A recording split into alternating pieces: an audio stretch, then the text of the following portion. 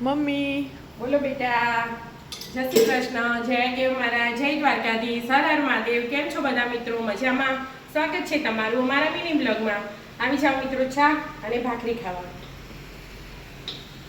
ઉપવાસ પતી ગયો બધા. હા, હવે 2-3 દિવસથી ઉપવાસ હતા એવું લાગે. હા, અમે પાછા આવશે. હા, કાલ હવે પાછો સોમવાર. અને પરમ દિવસ 11. ના, મંગળવારે. આજ દસમ. નૂમ થઈ.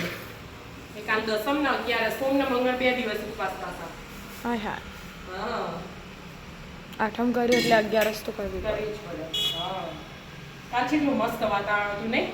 ભક્તિમય આખો દિવસ નંદ ઘેર આનંદ ભયો, જય કનૈયા લાલ કી. હતી ઘોડા પાલકી, જય કનૈયા લાલ કી. આખો દિવસ એના એ જ નારા કે કેટલું મસ્ત લાગતું. આપણી સંસ્કૃતિ મસ્ત નહીં એનું. કેટલા મસ્ત મસ્ત તહેવાર આવું.